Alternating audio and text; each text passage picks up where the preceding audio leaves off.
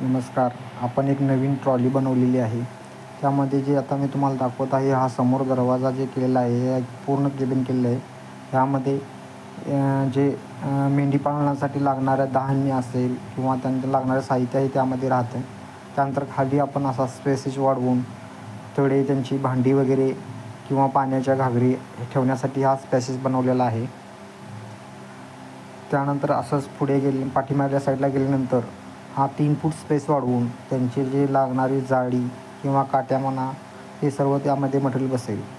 आणि ह्याच्या पाठीमागे जे कॅरेज आपण बनवलेलं आहे त्यावरती त्यांची 2 व्हीलर इकडून दुसऱ्या साईडवर ट्रान्सफर करण्यासाठी आहे. आणि त्या पाठीमागे हा मोठा दरवाजा बनवलेला आहे. त्यावरून त्यांच्या मेंढी किंवा लहान पिल्ले असतील ते सहजरित्या त्यावरून चढता येतील. त्यानंतर जास्त पिल्ले मावण्यासाठी वरती एक कप्पा केलेला आहे 2 मजली. त्यामध्ये फळ्या टाकून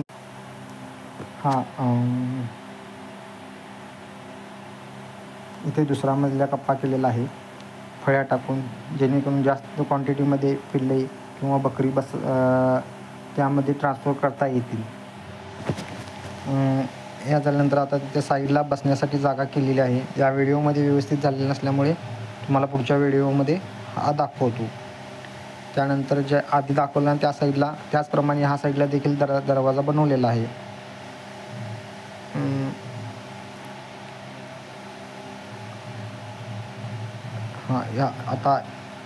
आता मी दाखवतो. हा माझा मोबाईल नंबर दिसतो आहे, या नंबरला मला कॉन्टॅक्ट करू शकता तुम्ही.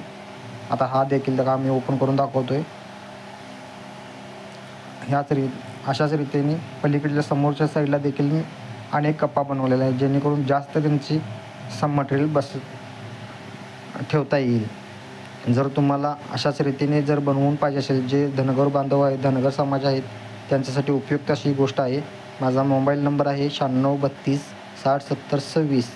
ह्या नंबरला तुम्ही कॉन्टॅक्ट करून तुम्ही